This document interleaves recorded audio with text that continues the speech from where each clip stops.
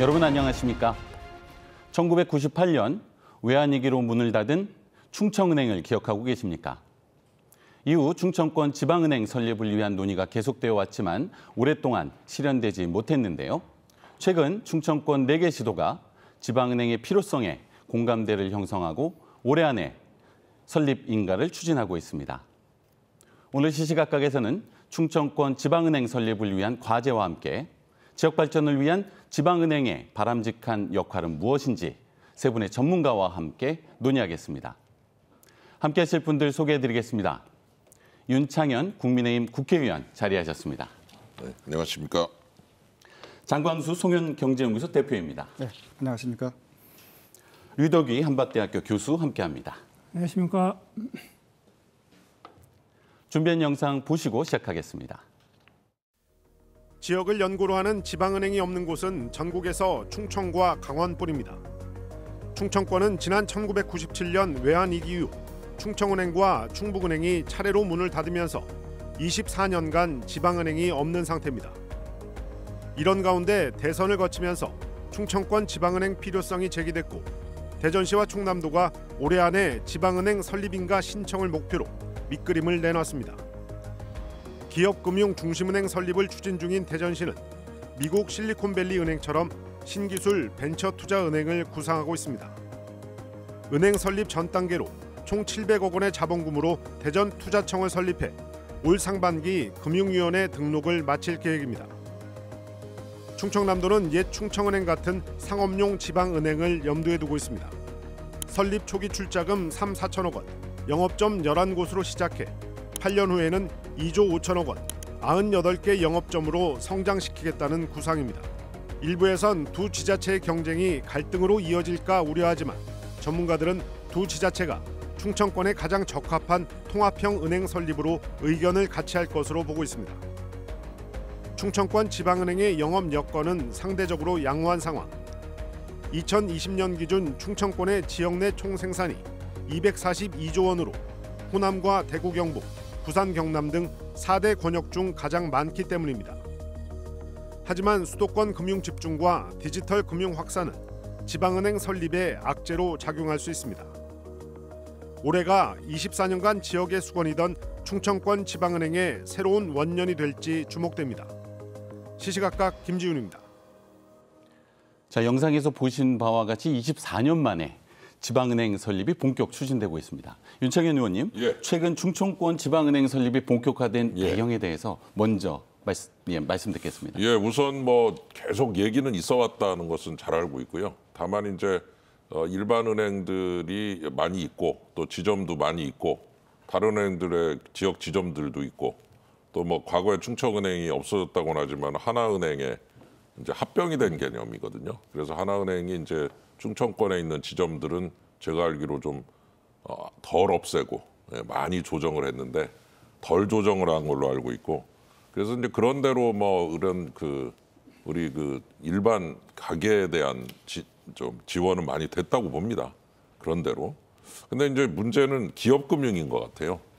즉 다시 말해서 이 대전 쪽 대덕밸리, 오송 이런 쪽에 있는 아주 훌륭한 기술들이 상업화되지 못한 채 좀 그냥 방치되고 있는 그런 어떤 현실들이 자꾸 이렇게 지적이 되니까 그러면 여기에 어떻게 자금이 결합이 돼서 좋은 인력과 합쳐져 가지고 기술과 인력과 자본이 합쳐져서 좋은 일자리들을 만드는 게 중요하지 않느냐 이런 지적들이 이제 시작이 된 거죠. 네. 그래서 이제 어떻게 보면 그러면은 이 기회에 그런 은행을 설립을 해서 돈들이 밖으로 안 나가고 안에서 돌면서 좋은 일자리를 만들 수 있는 그런 금융의 역할을 할 수 있도록 하는 게 중요하지 않느냐.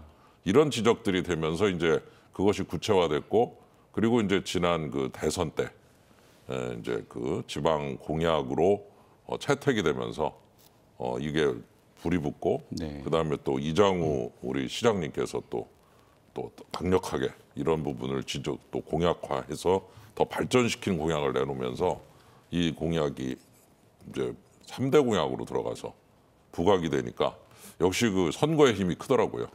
선거 때 공약으로 채택이 된 아젠다는 그 이후에도 계속 추진력 내지 동력을 얻게 되니까 이 논의가 아주 활발해지고 분명해지고 그래서 저도 설립추진위원회 위원장이라는 또 어마어마한 타이틀을 제가 달고서 또 열심히 뛰고 있습니다만 그 배경은 그런 여러 가지 것들이 좀 역사적으로 겹쳐져 있는 모습이 있다 이렇게 볼 수 있겠습니다. 네. 자, 지방은행 설립과 관련된 논의가 지역경제와 연계된 이 신용창출 기능에 있다라는 점에 대해서 강조를 해주셨습니다. 자, 외환위기 이전까지 지역은행, 충청은행이 1968년 설립되었고요. 충북은행은 1971년도에 설립되었는데 자, 당시 지방은행이 설립된 배경과 기능 그리고 외환위기 때 폐업할 때의 분위기는 어땠는지 네, 류덕희 교수님께 들어보겠습니다. 예, 지방은행 설립은 1967년 1월 대통령 연도 교서를 통해서 지방은행 설립하겠다 이렇게 발표함으로 해서 본격화됩니다. 지역 균형 발전과 지역 산업 육성이라는 목표를 가지고 1도 1지방은행 원칙 하에서 10개 지방자치단체 지방은행이 설립됩니다. 아시다시피 충청권에서는 1968년에 충청은행이 그다음에 71년에 충북은행이 설립돼 가지고 지역 발전에 아주 중추적인 역할을 하면서 잘 역할을 해왔습니다. 그런데 아쉽게도 1997년 IMF 외환위기를 맞으면서 금융 구조개혁 과정에서 이런 지방은행의 설립 목적이라든가 특수성, 지역 균형 발전의 미션 이런 거를 다 무시하고 그냥 퇴출 위주로 정리를 했습니다. 사실은 해외 선진국과 비교하면 해외 선진국들은 이런 퇴출 과정에서 지방은행은 다 살렸거든요. 균형 발전의 주요 이렇게 생각해서. 근데 우리가 이제 퇴출하는 과정을 보면 주로 이제 BIS비율 기준으로 이렇게 퇴출을 했는데 사실은 지방은행들 BIS비율이 다 나빴고 큰 차이가 없었습니다. 그래서 98년 6월에 충청은행과 경기은행, 다음 해에 강원은행과 충북은행이 퇴출됐고요. 약간 정치력이 강했던 영호남 지방은행들은 지금 다 살아있습니다. 6개가 살아있고 그중에서 3개는 금융 지주사로 발전하고 있고요. 3개는 자회사 형태로 이렇게 운영이 되고 있습니다. 네, 자 외환위기를 거치면서 일부 지방은행이 퇴출되었다라고 지적을 해주셨는데 그런데 현재 지역을 연고로 하는 지방은행이 없는 지역은 충청과 강원뿐입니다. 자, 충청권 지방은행 설립과 관련된 필요성에 대해서는 오랫동안 논의되어져 왔는데 지난 24년간 이 설립이 지체된 이유는 무엇이라고 보시는지 장광수 대표님께 듣겠습니다. 그래서 뭐 여러 가지 요인이 있겠죠. 요인이 있겠는데 가장 큰 거는 일단 그 승인권을 갖고 있는 금융당국, 금융위에서의 어떤 그 비협조랄까요? 또는 어떤 반대적인 어떤 논리를 갖고 이제 설립에 대해 상당히 미온적이다라는 말씀을 먼저 드릴 수 있고요. 이제 그 배경에는 이제 그 외환 위기 때 지방은행들 일부를 이제 폐쇄를 시킨 거죠. 영업을 이제 정지를 시켰는데 폐쇄를 시킨 건데 이제 와서 다시 그 설립을 허용한다는 게 어떻게 보면 자기들이 칼을 가지고 피를 봤는데 그걸 다시 또 마무리하기에는 좀 그런 거죠. 다시 그걸 봉합하기에는 아마 그런 면이 분명히 어느 정도는 있을 거고요. 또 한편으로는 지방은행이 과연 충청권이죠. 주로 충청권 강화군도 마찬가지인데 신생은행으로서 과연 살아남을 수 있을 것이냐. 경쟁력을 갖고 또 수익을 어느 정도 낼 수 있는 그런 지역에서 그런 활동을 할 수 있겠느냐 하는 그런 논리도 그런 반대 논리도 있을 수가 있고요. 또 한편으로는 또 디지털 금융 시대에 이건 과연 지방은행이 과연 필요할 수 있겠느냐. 또 뭐 비대면으로 다 할 수 있는 뭐 그런 환경이 지금 조성이 되고 있는데 하는 그런 논리도 지금 있는 것 같고요. 뭐 최근에는 이런 반대 논리도 있는 것 같습니다. 가계부채 규모가 워낙 커지고 있는데 만약에 지방은행을 신설하게 되면 가계부채가 더 늘어날 게 아니냐. 그런 측면에서의 어떤 반대 논리도 있는 것 같고요. 지역적인 측면에서 보면 그렇게 이제 그 금융위에서 어떤 그런 태도를 갖고 있다 보니까 이제 투자자가 중요하지 않습니까? 투자자 확보하는 게. 투자자들이 선뜻 나서지 못한다는 거죠. 금융위 눈치를 보고 하기 때문에. 또 한편으로는 금융위기 때 이제 외환위기 때 그 충청은행, 충북은행이 폐쇄되면서 그때 투자했던 지역 주민, 지역 그 기업들이 많은 손해를 봤습니다. 그래서 그런 트라우마도 어느 정도는 남아 있다. 그러니까 적극적으로 지역 주민이라든가 지역 기업들이 그 투자자로 나서지 않으려고 하는 그런 모습을 보이는 것도 바로 그런 영향이 있다라는 말씀을 좀 드리고 싶고요. 그리고 이제 또 한 가지는 그 지방은행이 과연 설립이 돼서 어떤 사업 모델을 가지고 비즈니스 모델을 가지고 지방은행 수익성을 낼 수 있겠느냐. 그리고 또 지금 현재 그 하나은행 충청영업그룹이 있고 충청사업본부였죠 예전에.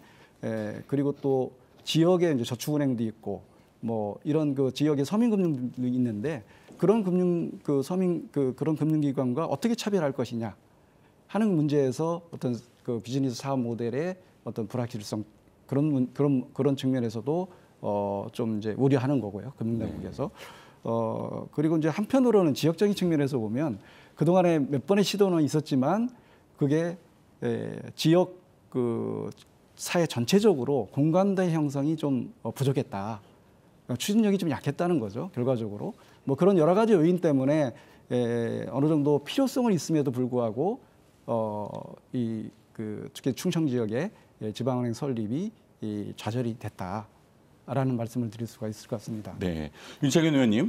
자, 외환위기를 거치면서 충청권 지방은행이 폐업한 이유와 함께 그 이후에 충청권에만 유독 부재하는 이유에 대해서 경제적 이유도 있지만 사회적 이유 또 정치적 요인에 대해서 두 분께서 지적을 해주셨습니다. 자, 충청권 지방은행이 설립되어야 하는 이유, 당위성이 무엇이라고 생각하시는지 의원님께 말씀 듣겠습니다. 그 지금에 와서 이제 다시 한번 그 이슈가 부각이 됐을 때 이제 시간이 많이 지났다는 얘기죠. 한 뭐 20년 이상 지나지 않았습니까? 금융 환경이 많이 변했습니다. 그래서 이제 충청권에 은행이 있어야 되는 이유에 대한 부분도 그때하고 지금하고는 이제 달라졌다라고 저는 보고 있습니다. 왜냐하면은 금융이라고 하는 것이 사실 우리나라에서는 이제 뱅크라는 말을 은행, 즉 예금 대출, 예금으로 돈이 들어가서 돈을 모아서 대출로 운용하는 이런 거를 뱅크라고 부르고 이제. 근데 미국에서는 그런 뱅크만 있는 게 아니고 주식 채권을 다루는 증권사 같은 형태의 그런 기관도 뱅크라고 불러요. 그래서 우리나라에서는 은행권, 비은행권 혹은 증권 이런 식으로 부르는데 미국에서는 커머셜 뱅크, 인베스트먼트 뱅크, 상업은행, 투자은행 다 뱅크라는 말을 붙여줍니다. 돈이 흐르는 방법이 다르다는 거죠. 예금으로 다 집어넣으면 추신을 받은 은행이 좋은 곳에다 대출해주면 돈이 흘러가지 않습니까? 마찬가지로 기업들이 주식채권을 발행하도록 도와주고 그 주식채권을 누군가 사들이면 사들인 사람이 낸 돈이 기업으로 흘러들어가거든요. 그게 투자금융입니다. 그리고 그런 역할을 하는 증권사와 펀드 회사를 합친 개념을 투자은행이라고 불러요. 그래서 이제 이런 그 금융의 변화. 근데 지금 금융은 투자은행 쪽으로 많이 흘러가고 있습니다. 이 커머셜 뱅크, 즉 일반 예금대출은행보다는 주식채권은행 쪽으로 많이 흘러가고 있고, 그리고 이제 또 디지털이 이제 엄청난 그 화두가 되고 있지 않습니까? 지금 나이 드신 분들이야 그나마 과거 금융 스타일로 점포에 가서 영업을 하지만 우리 젊은 세대들이야 은행 지점 갑니까? 그냥 그냥 스마트폰만 하나 가지면 그냥 누르면 다 되지 않습니까? 그리고 온라인 은행, 인터넷 전문 은행도 있고. 그래서 이제 그런 투자금융 중심 내지 예금 대출보다는 이제 주식 채권 쪽으로 많이 흘러가는 부분, 그다음에 디지털 금융이 활성화되는 부분이 지금에 와서 화두가 되는데, 지금 은행을 설립할 때 옛날에 없어졌던 충청은행하고 비슷하게 다시 만들자. 그러면은 그게 이제 똑같은 화두를 다시 제시하는 건데, 그러면 그런 점포 중심 은행이 아까도 장 대표님께서 말씀하셨지만 살아남을 거냐? 이거 좀 요새 모델에 안 맞는 거 아니냐? 딱 문 열고 들어가면 직원들 쫙 앉아 있고 좋죠. 근데 그 직원 한 명 한 명이 1억짜리 급여를 받아야 되는 분들이고, 점포 하나 운영하는데 정말 어마어마한 돈이 든다면 디지털 중심 금융이 지금 일반화될 때 그런 점포 중심 은행을 또 만들어야 되느냐, 이런 과제들이 있어서 저는 충청은행의 설립에 대해서 100% 찬성을 하지만 동시에 그 97년 8년에 없어졌던 모습 그대로 다시 부활한다 이게 아니고 지금 2023년에 맞는 모형으로 다시 나타나야 되니까 그 세월의 간격을 메꾸면서 새로운 모습의 은행이 나와야 된다는 거죠. 그 새로운 모습을 이제 우리가 고민을 하면서 디지털 중심이 돼야 되고 그다음에 인베스트먼트 뱅크 즉 투자 금융 중심 은행이 돼야 되지 않느냐. 그런 것들이 반영이 된 새로운 모형이 나올 때 이제 우리가 새로이 충청은행이 설립되고 그 은행 개념이 확산돼 가지고서 대전 지역 경제 나아가서 충청 지역 경제에 공헌을 할 수 있다. 옛날 그대로 부활시키는 거는 좀 문제가 있다. 이런 말씀을 좀 드리고 싶습니다. 네. 이어서 두 분께도요. 충청권 지방은행의 설립의 당위성, 필요성에 대해서 듣도록 하겠습니다. 장광수 대표님께 먼저 듣겠습니다. 예. 저는 좀 다른 측면에서 이제 말씀을 좀 드리겠습니다. 잘 아시다시피 이제 충청 지역 하면 그 이제 광역 경제권이 이제 나눠져 있잖아요. 호남권, 뭐 영남권 이렇게 좀 나눠져 있는데, 뭐 물론 이제 수도권도 있고요. 근데 이 충청권이 사실 그 경제 성장이 굉장히 빠른 편입니다. 다른 데 비해서. 실물 경제 측면에서 상당히 양호한데 그에 비해서 금융 측면에서 보면 뭐 금융기관의 어떤 수신이라든가 그리고 중소기업 대출 규모라든가 이런 면에서 보면 전국에서 차지하는 비중이 한 6, 8% 정도밖에 안 되거든요. 근데 실물 쪽에서 보면 GRDP 규모라든가 사업체 수라든가 이런 걸 보면 10% 이상이라고요. 실물과 금융의 그 불균형이 너무 심하다. 다른 지역에 비해서. 그런 면에서 봤을 때 금융 쪽에서의 뭔가 지역적인 지역 내에서의 어떤 불균형을 해소할 수 있는 그런 뭔가 제도적인 또는 정책적인 노력이 필요하다. 그 중에 하나가 이제 지방은행이라는 거죠. 그래서 그렇다면은 이제 그 외환위기 때 그 하나은행이 이 충청은행을 인수하고 또 충북은행은 이제 그때 이제 조흥은행에서 인수를 했죠. 예. 그래서 인수를 해서 이제 지역의 어떤 그런 금융 수요를 각 은행들 인수한 은행들이 그걸 과연 충족시켜 주었고 지역의 발전을 위해서 얼마나 기여를 했느냐. 만약에 기여를 했다고 그러면 현재와 같은 금융 실물과 금융의 어떤 불균형이 좀 좁혀졌을 거라고요. 근데 여전하다는 거죠. 그럼 결국 그런 어떤 은행들의 역할이 지방은행으로서의 지역 경제 발전을 위한 역할이 좀 미흡하지 않았느냐 하는 측면을 우리가 생각해 볼 필요가 있거든요. 그리고 그런 측면에서 봤을 때 지역 내에서의 어떤 실물과 금융의 불균형 그리고 금융이 실물을 서포트해서 좀 더 실물 경제가 좀 더 탄탄해질 수 있는 그런 구조로 갈 필요가 있다는 거죠. 그런 측면에서 지방은행은 반드시 필요하다. 지역의 그 기반으로 하는 은행은 반드시 필요하다. 이런 말씀을 이제 드릴 수 있습니다. 의원님께서는 혁신적인 금융 기능의 측면에서 강조를 해주셨다면 대표님께서는 지역 경제 차원의 필요성에 대해서 언급을 해주셨는데요. 유덕유 교수님. 예, 뭐 그동안 그 지방은행의 필요성이라든가 타당성에 대해서는 수없이 많은 논의가 있었습니다. 그래서 저는 많이 물어보면 어떻게 대답하냐면 왜 지방은행이 필요하냐.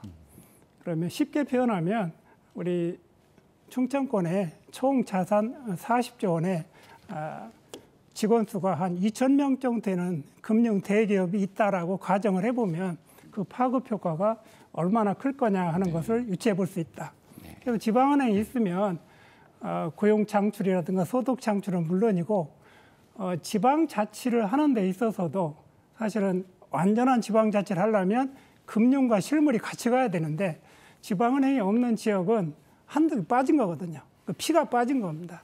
이렇기 때문에 완전한 금융 자치를 위해서 지방 자치를 위해서도 굉장히 필요하고 그동안에 많이 이제 논의됐던 것이 뭐 지역 자금의 역외 유출 방지라든가 혹은 지역 그 중소기업 대출 비율 같은 걸 보면 제가 이제 지방은행이 있는 지역하고 없는 지역을 비교를 해보니까 추세적으로 한 8 내지 10% 정도 이렇게 지방은행이 있는 지역이 중소기업이나 지역 대출 비중이 높아요. 그다음에 또 그 지방은행은 태생적으로 지역과 함께 살아야 되기 때문에 지역의 그런 개발 사업이라든가 사회공헌 사업이라든가 창업 사업이라든가 이런 모든 사업에 적극적일 수밖에 없고 일반 시중은행들은 그런 특별한 신경 쓸 필요가 없단 말이죠. 마케팅 차원뿐이. 그래서 그런 여러 가지 목적을 볼 때 지방은행은 꼭 필요하다 이렇게 생각을 합니다. 네, 지방은행이 가진 경제적인 파급 효과에 대해서 또 강조를 해주셨습니다. 자, 지방은행 설립에 대해서는 충남도가 가장 적극적인 것 같습니다. 2021년도 충청권 4개 시도의 이 충청권 지방은행 공동 추진 선언을 발표한 바 있고요. 또 의원님께서 말씀해 주신 바와 같이 20대 대선의 공약으로 발표가 되면서 추진 동력을 얻고 있는데, 자, 그간 충청권 지방은행 설립 어떤 과정을 거쳐서 진행되어 왔는지 윤청현 의원님과 장강수 대표님께 이어서 듣도록 하겠습니다. 예, 그 21년도에 이제 4개 대전, 세종, 충남, 충북 그 시도가 같이 한번 해보자 이렇게 이제 시작을 했는데, 그 사이에 이제 선거가 있었죠. 그래가지고 이제 그 지방자치단체장들이 모두 이제 교체가 됐는데, 그런 과정에서 이제 처음에 제시됐던 모형하고 조금 달라진 면이 있어요.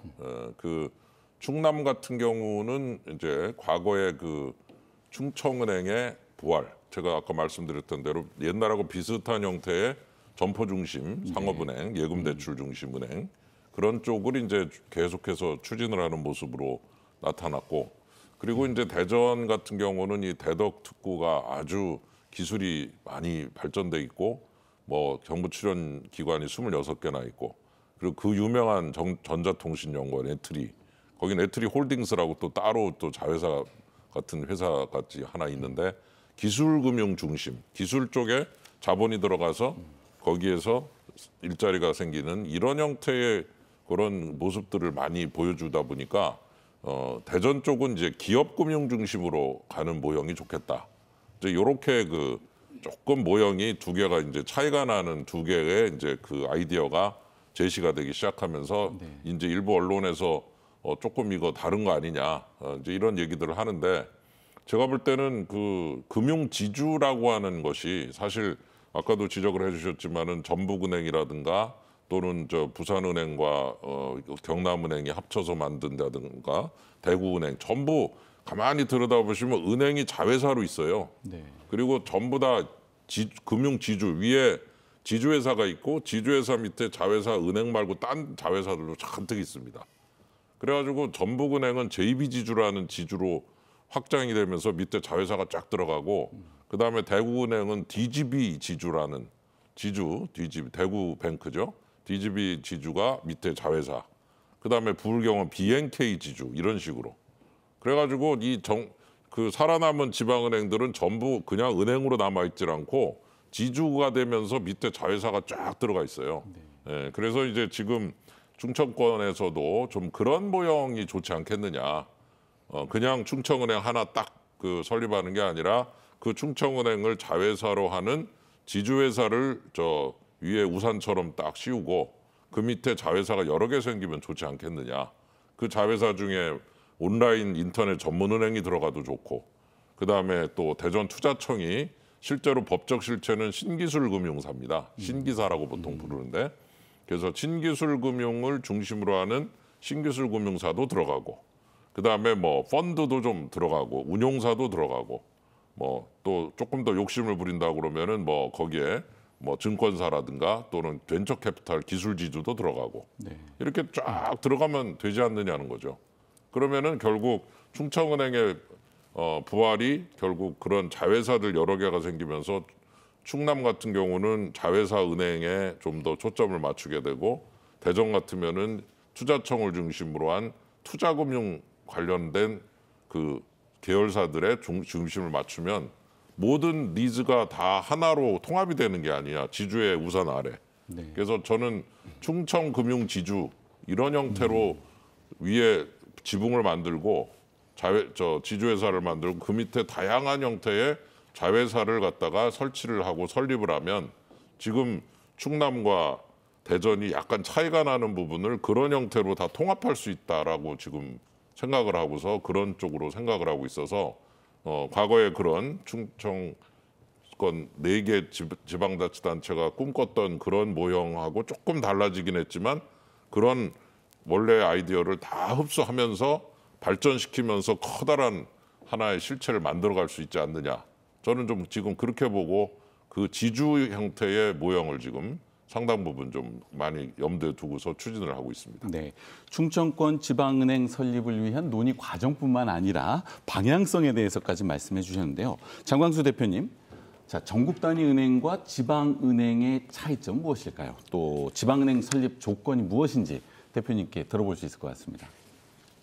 그 지방은행 설립 조건은 일단 뭐 그 자본금이죠. 자본금이 250억 이상이면 뭐 그 설립할 수 있는데, 물론 이제 금융위의 승인을 이제 받아야 되는 거고요. 근데 이제 시중은행 같은 경우는 이제 3천억 원 이상이 돼야 될 거고요. 다만 이제 은행을 설립하는 데 있어 가지고 약간 그 주주로서의 참여할 수 있는, 투자자로서 참여할 수 있는 그런 제한들이 있습니다. 그게 이제 그 동일인 뭐 한도라고 얘기를 하는데, 동일이라는 게 좀 법률적이거나 좀 어려울 수도 있는데, 어떤 사람이 투자하고자 하는 사람, 그리고 그 사람과 관련된 이제 특수관계인들, 그래서 그거를 이제 합쳐서 동일인이라고 하는데, 동일인이라는 게 한 사람을 의미하는 건 아니고요. 그런 이제 법적인 용어인데, 그 동일인이 그 주주로서 참여할 수 있는 지분의 그 한도가 있어요. 그래서 그거는 이제 좀 법률적 용어로 얘기하면 이제 그 금융 주력자냐, 비금융 주력자냐라고 이제 구분하는데, 금융 주력자라는 것은 금융을 주업무로 하는 그런 사람, 그런 그 기관이나 동일인을 얘기하는 거고, 비금융 주력자는 이제 일반 산업, 금융을 안 하는 그런 회사나 그런 동일인을 얘기하는 건데, 그게 이제 15%까지는 그 보유를 할 수가 있어요. 두 금융 주력자나 비금융 주력자. 근데 비금융 주력자의 경우에는 15%를 초과해서 보유할 수가 없습니다. 그거는 이제 금산분리 이 원칙에 기반해서 그런 건데, 근데 이제 금융 주력자라 하더라도 15%를 초과해서 보유할 수 있지만은, 그 초과할 때마다 이제 금융위 승인을 받아야 되는 그런 게 있습니다. 그래서 금융 주력자의 경우에는 이제 100%까지 그 주주로서 참여가 가능, 투자자로서 그 참여가 가능하지만, 15%를 초과한다든가 25%를 초과한다든가 또는 33% 정도를 초과할 때마다 이제 금융위 승인을 받아야 되는 그런 게 있고요. 그래서 그런 면에서 이제 자본금에서 이제 지방은행과 시중은행의 차이가 있고, 또 영업구역에서의 차이가 있습니다. 그러니까 그야말로 이제 그 시중은행이라는 것은 영업구역에 제한이 없는 거죠. 전국을 대상으로 영업을 하는 거고, 지방은행의 경우에는 이제 전국을 대상으로 영업하지 않는다고 이제 규정이 되어 있습니다. 그래서 이제 어떻게 되어 있냐면, 각 지방은행들이 정관에 영업구역을 정하도록 되어 있습니다. 그 대부분 이제 서울, 경기, 그리고 각 광역시, 그리고 또 세종이라든가 제주, 그리고 이제 지방은행 본점 소재지가 있는 그런 지역, 이거 이제 그 정관에 이제 규정되어 있는 지역에서는 자율적으로 지점을 설치할 수가 있습니다. 지방은행의 경우에. 그런데 이제 문제라기보다는 이제 지점을 설치하게 되면 이제 금융감독원장에 사후보고하도록 돼 있습니다. 뭐 사후보고긴 하지만 사실은 이제 지점이 어느 정도는 금융당국에서 이제 컨트롤을 하는 그런 형태가 될 수 있고요. 이제 또 한 가지 차이는 이제 그 중소기업 의무 대출 비율이라는 게 있습니다. 한국은행 금융기관 여신운영 규정에 이제 있는 건데요. 지방은행은 그 원화금융 대출의 증가액의 60% 이상을 중소기업에 대출하도록 돼 있고, 시중은행은 그게 45%입니다. 그래서 이제 15% 정도 차이가 있는데, 만약에 그 비율을 못 지켰을 경우는 어떻게 되느냐? 그랬을 경우는 한국은행에서 이제 금융중개 지원 대출이라고 중소기업 위주로 지원하는 그 저리의 자금을 금융기관에 그 배분하고 있는데, 거기에 이제 불이익을 당할 수가 있습니다. 그렇기 때문에 그 비율을 지키게 되는데, 그리고 중소기업 의무대출 비율이 이제 그 다르다는 점. 그리고 또 한 가지 중요한 점은 이겁니다. 뭐냐면, 그 지방은행 같은 경우에는요, 지방은행의 본점이 지역에 있지 않습니까? 그러면 그 이익이 지역에서 금융활동을 통해서 얻어들인 이익을 지역에 남게 됩니다. 근데 시중은행 어떻습니까? 본점이 어디가 있죠? 본부에 서울에 있습니다. 그럼 이익이 지역에서 발생된 이익이 다 서울로 집중할 수밖에 없습니다. 그 얘기는 무슨 얘기냐면, 지역의 지방은행의 있고 없고에 따라서 지역의 금융의 축적 정도가 달라질 수 있다는 겁니다. 그런 면에서 봤을 때 왜 충남도에서 이게 금융과 실물의 불균형이 다른 데보다 심하냐? 결국 지역에 지방은행이 없기 때문에 그런 거 아니냐라고 얘기할 수 있거든요. 네. 그런 측면에서 지방은행과 시중은행이 좀 다르다. 몇 가지 차이점에 대해서 이제 말씀을 드렸습니다. 자, 대표님께서 지방은행의 설립 요건과 기능의 차이점에 대해서 짚어주셨는데요. 자, 지역 단위 은행이 과연 수익성을 창출할 수 있는지, 더군다나 의원님께서 지적해 주신 바와 같이 금융기술적 혁신, 또 금융 거버넌스 혁신이 수반되어야 하는 금융 환경의 변화를 고려할 때 과연 지방은행의 경쟁력은 어떻게 확보할지도 쟁점이 될 것 같습니다. 유덕유 교수님께 먼저 듣겠습니다. 예, 사실은 지방은행 설립 반대 논리의 가장 핵심은 과연 수익성이 있겠느냐. 그때 금융기관의 경쟁도 심화되고 핀테크 혁명이라든가 IT 혁명 같은 것 때문에 경쟁이 너무나 치열하기 때문에 안 된다. 이렇게 선입견이 있거든요. 그래서 제가 이제 지난해 9월 말 기준해서 지방은행 전체적으로 경영 지표를 한번 비교해 봤어요. 4대 시중은행하고 이렇게 비교를 해봤는데 수익성 지표나 성장성 지표, 그다음에 리스크 지표에서 큰 차이를 못 느꼈습니다. 오히려 최근에 그런 수익성 지표에 있어서는 지방은행이 오히려 나은 거로 이렇게 나타나 있습니다. 그다음에 이제 충청권과 경기 강원 등지에서 이제 지방은행이 퇴출되다 보니까 이런 이제 살아남은 지방은행들이 엄청나게 영업 활동을 잘하고 있습니다. 그래서 살아남은 은행 중에서 대구하고 부산 이제 전북은행은 금융 지주사 혹은 금융 그룹으로 발전해서 자회사가 작게는 전북은행 같은 경우는 5개 정도, 그다음에 부산이나 대구은행 같은 경우는 자회사가 8개 내지 10개가 됩니다. 그래서 그 안에 뭐 캐피탈, 벤처, 저축은행, 뭐 투자은행 이런 모든 걸 아우러 가지고 종합금융 그룹으로 발전하고 있거든요. 이러다 보니까 무주공산인 이런 충청권에 욕심을 이들이 내 가지고 그러니까 전북은행 같은 경우는 대전에만 점포가 5개고 세종에 하나 지점을 냈고요. 네. 그다음에 대구은행이나 부산은행 같은 경우는 대전에 지점을 하나씩 내고 있습니다. 그래서 수익성이 없다 혹은 이렇게 새로 은행을 설립해서 성장할 수 있겠느냐 이런 질문에 대해서는 기본적으로 지금 운영하고 있는 은행들을 한번 비교를 해보면 그 기후에 불과하다 이렇게 생각을 하고요.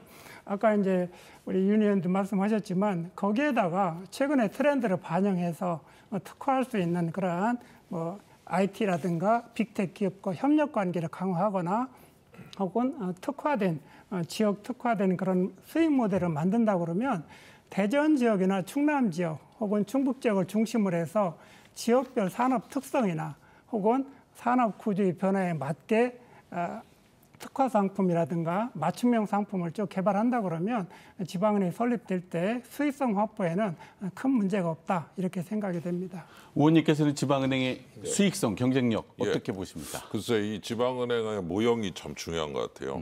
아까도 이제 몇 번 말씀을 드렸지만은 예금 대출 중심으로 갔을 때 점포 중심으로 갔을 때 어느 정도까지 우리가 그걸 과거 형태로 간다면 키울 수 있을 거냐라고 할 때 단순 비교를 해보면 제가 이제 자료를 가지고 나갔는데 여신을 보니까 뭐 대구은행이 한 40조대, 광주은행 한 20조, 경남은행 한 30조 뭐 이래요.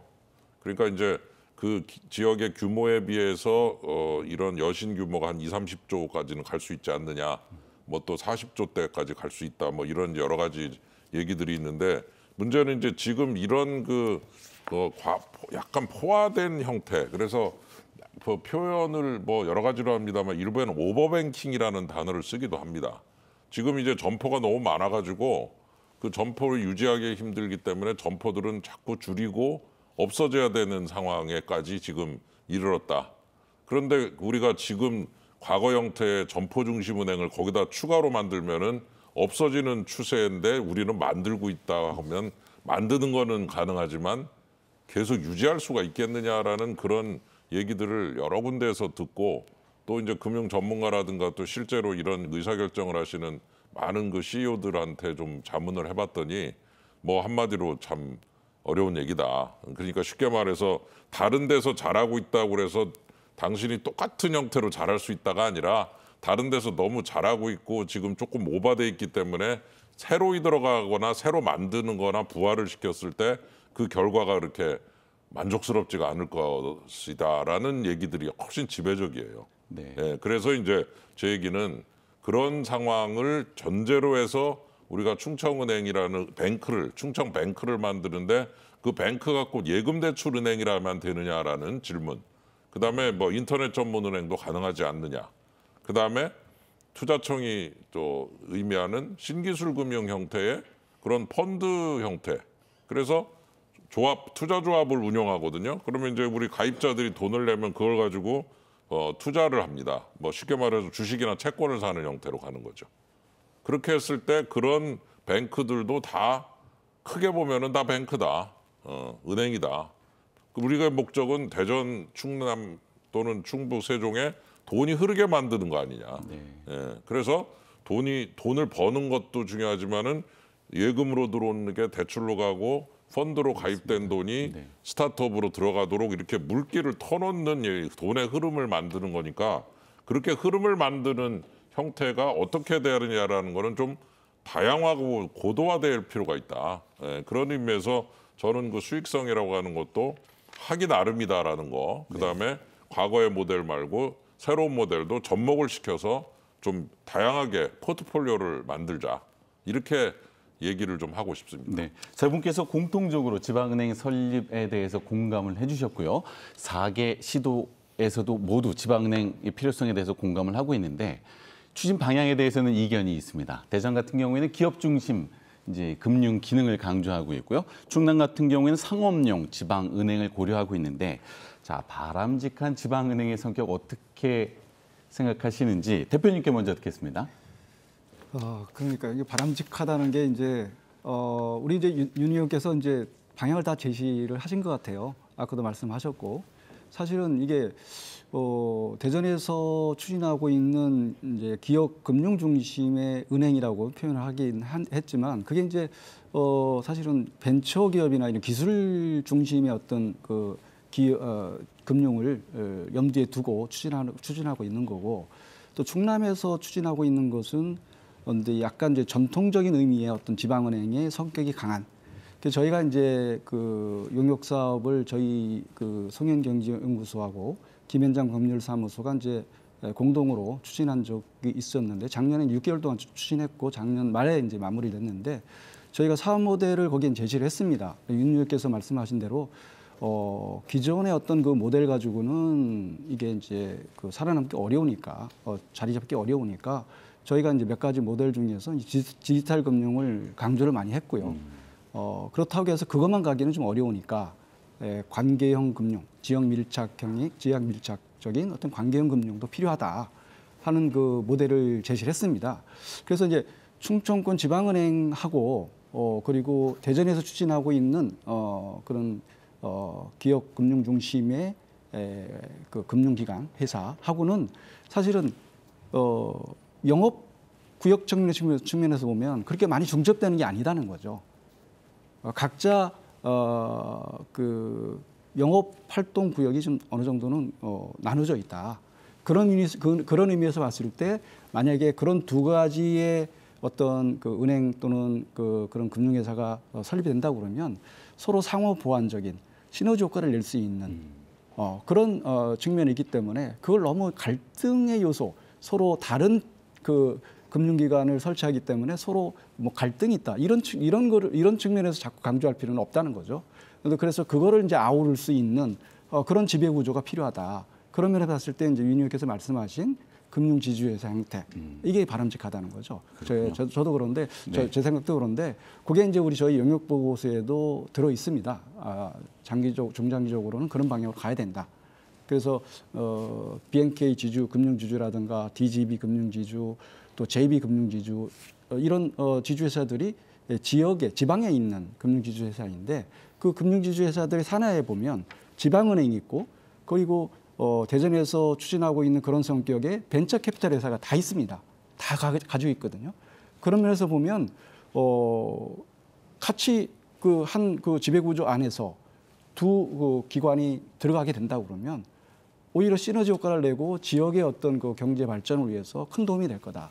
그렇군요. 예, 그런 측면에서 네. 이게 뭐 결코 이 갈등 그런 요인이 아니다. 네. 서로 상생할 수 있는 그런 기관이다. 이렇게 이해를 하시면 될 좋을 것 같습니다. 기업 신용이냐 상업 신용이냐는 전통적인 금융 기능에 대한 인식으로부터 탈피하는 것이 필요하다라는 것으로 제가 이제 정리할 수 있을 것 같습니다. 이어서 유덕희 교수님께 듣겠습니다. 예, 뭐 저는 우리 이제 충청권에서 그동안에 이제 뭐 충청권 경제협의회라든가 자치단체장 협의회 등에서 여러 번 이렇게 지방은행 설립 추진에 대한 논의가 있었습니다. 역사를 조금 말씀드리겠습니다. 2012년에는 이제 대전시가 중심이 돼서 이쪽 충청권 지방은행 설립을 추진했는데요. 역시 이제 중앙정부의 반대 기류가 너무 세서 설립 추진하다가 중단한 그런 사례가 있습니다. 2021년에 이제 충남도가 중심이 돼서 그런 그 지방은행 설립 그런 연구 추진단을 구성을 했고 또 외부 용역까지 주어서 다양한 방법으로 충청권 지방은행에 대해서 어떻게 설립을 할 거냐, 그다음에 필요성, 타당성, 그다음에 해외 사례 분석을 통해서 다양한 연구 용역을 했습니다. 그래서 4개 시도 공동으로 이렇게 연구 용역을 했고 그 방안이 나와서 사실은 가장 원론적인 말씀을 드린다면 4개 시도가 협력해서 이렇게 공동안으로 추진하는 것이 가장 정답이고 지금까지 그렇게 추진해 왔으니까 네. 그런 충남도에서 추진하는 그런 것도 스톱하지 말고 계속 이렇게 추진하는 것이 바람직하다고 생각합니다. 그래서 저는 이제 충남 안하고 이런 이제 대전 안하고 다 비교 분석을 해봤어요. 다 보고서도 읽어보고 네. 이렇게 했는데 사실은 이게 항상 선거 때마다 혹은 이제 이슈가 있을 때마다 깨딱 잘못하면 이제 소지역주의로 이게 매도될 가능성도 있고 지방자치단체 간에 총론은 찬성하지만 강론에 있어서는 자기 중심으로 이렇게 가려고 하는 그런 경향이 조금씩 있습니다. 뭐 그럼에도 불구하고 제가 이렇게 분석을 해보니까 현실적으로 이제 대전시가 실리콘밸리 은행 그룹을 모델로 해서 특수은행인 한국벤처투자은행 이거를 이제 추진하고 있으니까 사실은 충남이나 다른 지방자치단체나 대전시가 상호 협력해서 네. 각자 추진하는 거는 도와주는 방법으로 이렇게 했으면 좋겠습니다. 근데 이제 제가 구체적인 그런 내용을 좀 검토를 해보니까 외환위기 이후에 사실은 중앙정부에서 일반 은행을 인가한 적이 없습니다. 인터넷 은행을 빼면 그만큼 지금 이제 금융위원회라든가 재경부 쪽에 있는 사람들이 외환 위기 때 사실은 구조 개혁을 단행했던 실무자로 단행했던 사람들이 많거든요. 네. 그래서 그 패러다임이나 구조를 바꾸기가 대단히 쉽지 않을 거다. 그런데 대전시에서 추진하는 것은 본래 이제 그런 안이 뭐냐면 중기부에 한국벤처투자은행법을 제정을 전제로 해서 그게 이제 통과된다 그러면 성공 가능성이 대단히 이렇게 높다 이렇게 생각을 합니다. 그래서 사실은 금융위원회 같은 데는 모든 금융 업무는 다 자기들 거다 이렇게 이제 주장을 하지만 이제 농협이나 행안부 같은 데도 산하에 이제 자치 금융기관을 갖고 있습니다. 뭐 새마을금고라든가 농협 같은 거를 중기부 같은 경우도 특히 이제 벤처 투자라든가 벤처 캐피탈 같은 그러한 투자 전문 금융기관을 사실은 갖고 싶어 할 겁니다. 이제 그런 점을 노린다 그러면 오히려 성공 가능성은 대전시 안이 더 높을 가능성도 있습니다. 네. 만약에 이제 성공한다 그러면 아까 윤 의원님 말씀하신 대로 이런 이제 대구나 부산처럼 금융 지주사로 변모를 해서 그 안에 각 지방자치단체에 맞는 다양한 금융기관을 산하기관으로 두면 이렇게 발전할 수 있을 것 같습니다. 네. 자, 두 분의 말씀 들으셨는데요. 예. 오늘도 마무리할 시간이 되어서 윤책현 의원님께 예. 이 지역 발전을 위한 충청권 지방은행의 바람직한 모델은 무엇인지, 실제 설립을 위한 정책적인 과제는 무엇인지 의원님의 마무리 말씀을 겸해서 듣도록 하겠습니다. 아까 우선 그 두 분께서 그 어떤 그 과거 외환 위기 때 충청은행을 갖다가 이제 그 정리한 그런 그 재무부 뭐 혹은 뭐 이제 지금 금융위 이런 분들이 아직도 그 지금 중앙에 있으므로 해서 이런 것들이 좀 그 저지될 가능성 이런 것들을 이제 얘기하셨는데 이제 제가 저 금융과 공정을 담당하는 정무위원회 상임위원회에서 일하고 있는데 지금은 좀 다릅니다. 예, 그래서 제가 또 많이 얘기도 했고요. 예, 개인적으로만이 아니고 대통령 공약사항인 동시에 또 이장우 시장님의 또 어떤 그 중요한 공약이고 해서 이런 부분에 대해서는 뭐 잘 소통이 되고 있어서 이제 그런 어떤 뭐 서울대 지방의 뭐 대결 구조라든가 과거에 뭐 이런 것들을 저지했던 경험으로 인한 어떤 뭐 재앙 요인 이런 것들은 이제 거의 없다라고 보시면 될 것 같고 그 어느 때보다도 잘 지금 정리가 돼 있어서 준비만 잘 되면 언제든지 좀 도와줄 수 있다라고 하는 그런 암묵적인 그런 소통을 하고 있다는 점을 우선 말씀드리고 싶고 네. 얼마 전에 이장우 시장께서 또 방문을 했던 실리콘밸리은행 유 교수님께서 지적을 해주셨지만 거기도 보면 금융 지주입니다. 그리고 거기에 보면은 벤처 투자 전문으로 하는 벤처 캐피탈이 있고 은행도 있어요. 자회사로. 그럼 처음에는 이제 좋은 기업 발굴해서 스타트업한테 돈을 이제 자회사가 넣어주잖아요. 벤처 캐피탈이. 그러면은 그 돈 가지고 쫙 크잖아요. 그러면 이제 그 다음에 이제 은행이 대출을 줘도 돼요. 처음부터 대출 주긴 어렵고 커야 대출을 주니까. 그러니까 그 자회사들끼리 딱 기업을 중심으로 해서 시너지가 쫙 형성이 됩니다. 처음에는 1번이 들어가고 잘 크면은 2번이 들어가고 그다음에 이제 기업이 크면은 기업 오너는 굉장히 또 부자가 되지 않겠습니까? 그 오너는 예, 그 지분을 가진 그럼 그분들을 위한 또 개인 프라이빗 금융도 또 하는 거예요. 그래서 아주 기업 생태계 이제 첫 단계, 중간 단계, 후반 단계까지 쫙 일련으로 해가지고서 아주 재미있는 소매금융과 도매금융, 개인 금융과 기업 금융을 아주 포트폴리오를 잘 짜놓고 있습니다. 그래서 이제 이 은행이 지금 상당히 주목을 받는 거는 바로 이 기업 금융만이 아니라 소매금융까지도 연결해서 일반 개인 금융과 기업 대상 금융이 어우러지는 형태의 지주회사가 가능하다. 네. 이게 이제 아주 흥미로운 모형이에요. 예, 그래서 그런 것들이 이렇게 종합적으로 어우러지는 은행으로 이 형태, 즉 지주 형태로 만들면 여러 가지 우리가 제약 조건도 극복하면서 자본금 유치도 좀 되고 또 설립할 때 누구 돈 가지고 할 거냐, 뭐 대전시 혼자 못 내니까 다른 투자도 유치해야 되는데 아마 투자자들도 많이 관심을 가질 겁니다. 그런 새로운 모형이면. 네. 그래서 자본금 유치도 되고 설립도 잘 되고 또 설립 이후에 돈이 잘 흐르도록 도와주고 이런 상생의 구조로 갈 수 있다라는 면에서 저는 이제 다양한 모형을 개발을 하고 또 추진하고 또 잘 검토할 수 있고 또 그 어느 때보다도 분위기는 아주 좋다 이렇게 말씀을 드리겠습니다. 네, 감사합니다. 24년 만에 중천권 지방은행 설립을 위한 논의가 본격화되고 있습니다. 지역을 대표하는 은행을 넘어서 지역 발전과 혁신의 기반으로서 지방은행의 역할을 기대해 보겠습니다.